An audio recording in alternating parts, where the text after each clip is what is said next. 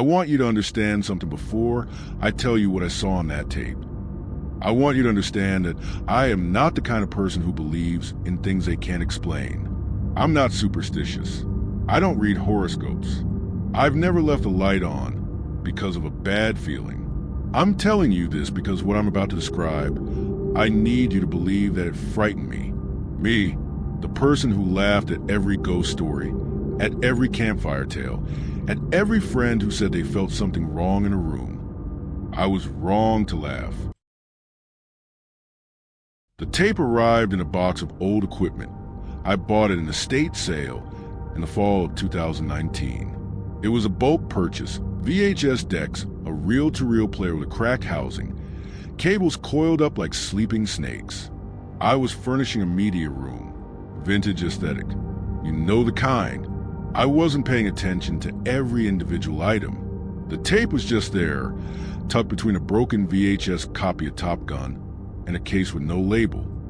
It was a standard black cassette, the kind you could buy in any convenience store in the mid-90s. A strip of white label tape ran across the spine. Someone had written on it in red ink, the kind of ballpoint that bleeds slightly at the end of each stroke. It said, "Monitor for overnight NOV, 1997, do not copy." Have you ever found something and known immediately that you shouldn't be holding it? I held it for a long time. I'm not sure why. It had a weight to it that felt wrong for a plastic cassette. Maybe it was just the cold of the garage. Maybe it was my imagination filling in the edges of something it didn't yet understand. I brought it inside. That was my first mistake. The deck I bought, a Sony from around 1993, still worked. That surprised me. I'd assumed it would need cleaning, at least, but it took the tape smoothly, and after about 4 seconds of gray static, the image appeared. It was a security feed, black and white, time-stamped in the lower right corner, the digits blocky and pixelated, the way they were back then. The timestamp read 2:14 a.m. The date, November 6, 1997. The camera appeared to be mounted high, looking down into what I can only describe as a long corridor, institutional. Linoleum floors with a faint check pattern, drop, ceiling with fluorescent lights, but only every other one was on, so the hallway alternated between pale light and dim shadow. Metal doors ran along either side, painted dark, though in black, and white it was hard to tell what color. Nothing moved. For the first 11 minutes of the tape, nothing moved. I sat on the floor with my back against the couch, close enough to the screen that I could see the individual pixels. The timestamp ticked forward. 2:15, 2:16, 2:17. The fluorescent lights buzzed. You could almost hear it through the grain. I should have found it boring. I didn't. There was something about the emptiness of that hallway that held me there. Something about the way the shadows pooled at the base of each dark door. This is where I should have turned it off. But I didn't.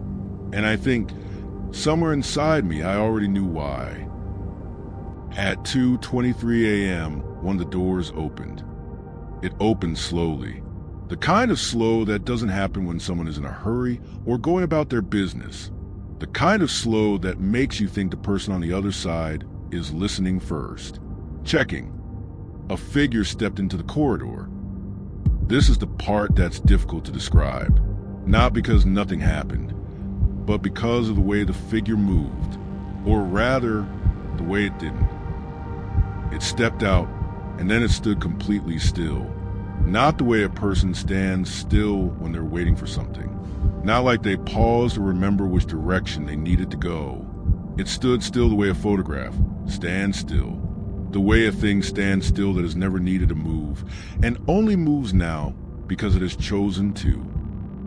For 42 seconds, I've counted, I've watched this part back many times.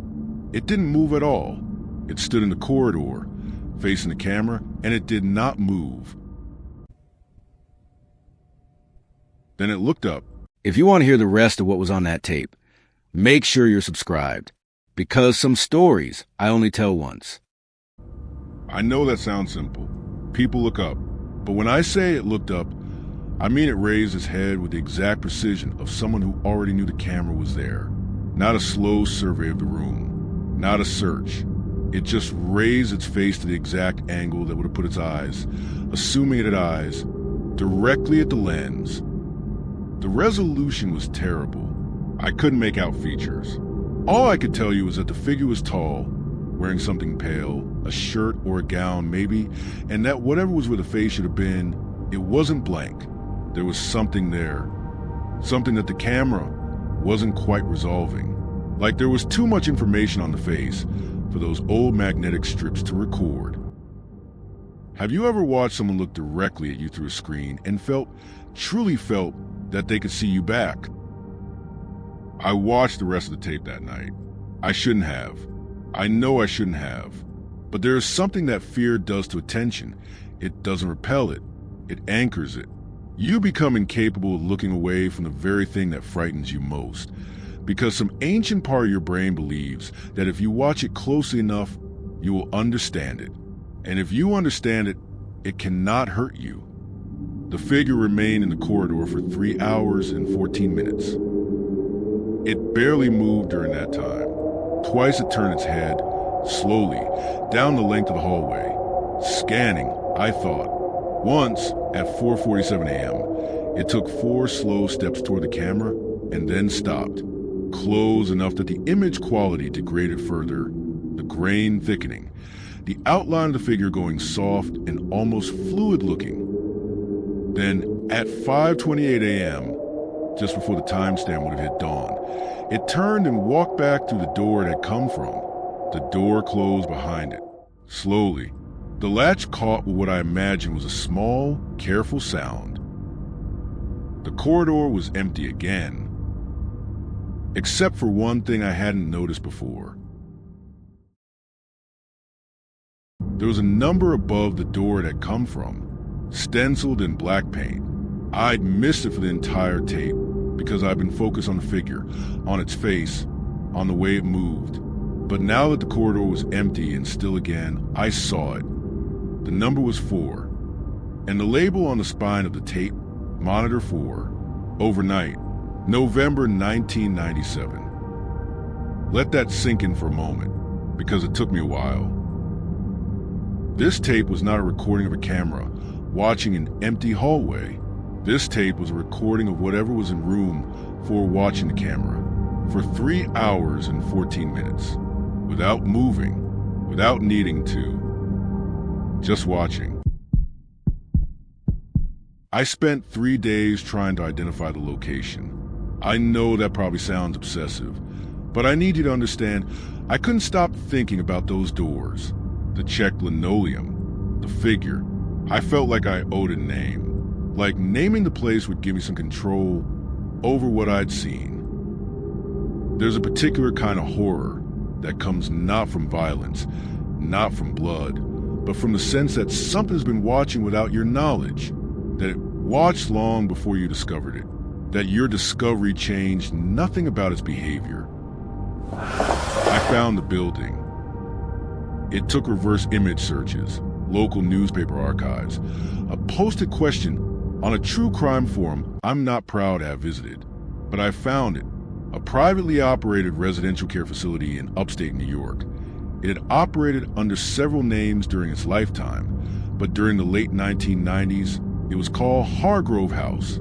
It closed permanently in 2003 after a licensing dispute that the county records describe, in the deliberately vague language of bureaucratic shame, as a, quote, failure to maintain standards of care and resident welfare. I won't tell you what I believe happened inside those walls. I don't think I'm qualified to speculate.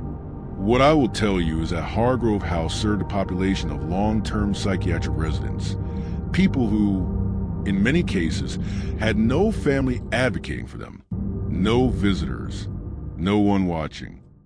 And someone had installed cameras, security cameras, in the corridors, in the rooms. The question that kept me awake was simple. Was the tape meant to document something, or was it meant to prove that something was there? And if they knew it was there, why did it take 22 years for this tape to find its way out of that building? I tried to find other tapes. In the estate sale records, in the documentation of the lot I'd purchased, the seller had died. The estate was handled by a nephew who'd never visited the property and had no idea where most of the items had come from. He'd found the VHS equipment in a storage unit and lumped it all together because he wanted it gone. I asked if there had been other tapes. He said there might have been, but he'd thrown out anything that looked like blank cassettes. Blank. He described them as blank cassettes. I want to tell you about the last night I watched the tape, because I did watch it again. More than once. More than I should have. There's a line, and I've thought about this a lot, between studying something that frightened you and inviting it closer. I told myself I was on the right side of that line.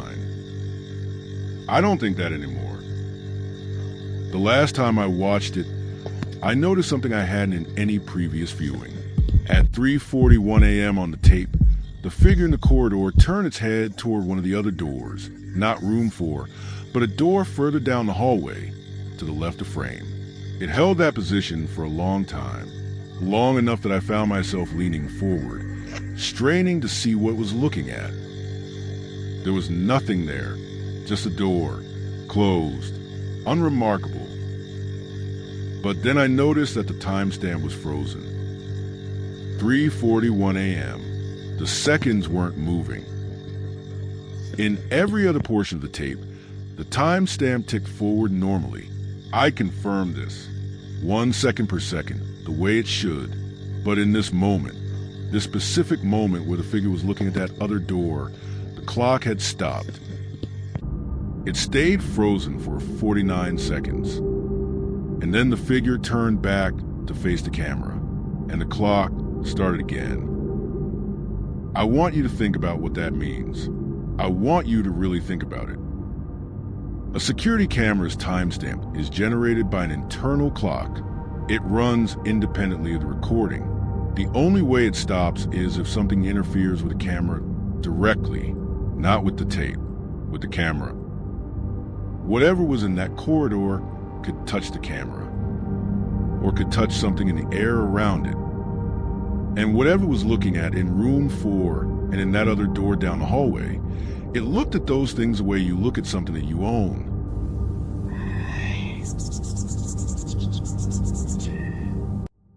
I don't have the tape anymore. I want to be honest about how that happened, because the dishonest version would be to say I destroyed it deliberately, that I made the logical, responsible choice to remove it from my possession. That would make me sound in control, competent. The truth is, I woke up one morning and it was gone. The deck was still there.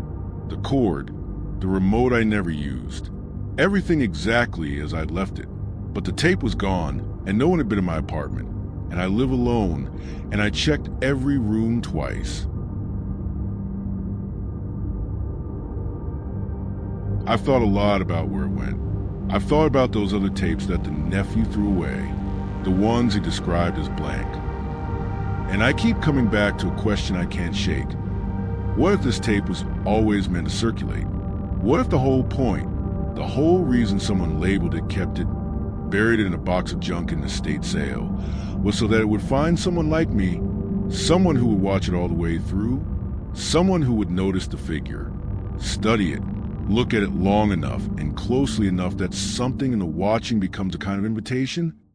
You see, I've been thinking about the way the figure stood in that corridor, facing the camera, for 3 hours and 14 minutes. And I've been thinking about the fact that whoever was operating that camera, whoever installed it, whoever pressed record, they were on the other side of the lens. They were watching it watch the camera, just like I was. And I wonder if that person also woke up one morning to find the tape missing. If they also told themselves they were studying it and not inviting it.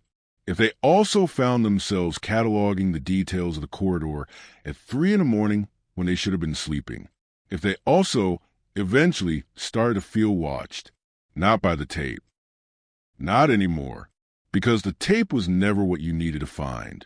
The tape just helped it find you. If you're still awake, you're already one of us. Subscribe, the next story is worse.